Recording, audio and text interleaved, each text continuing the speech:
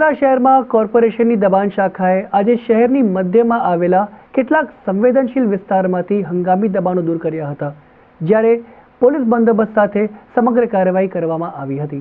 શહેરની મધ્યમાં અનેક જગ્યાએ ઠેર ઠેર લારી ગલ્લા પથારા લાગી જતા અહીં ટ્રાફિકનો ગંભીર પ્રશ્ન ઉપસ્થિત થયો છે।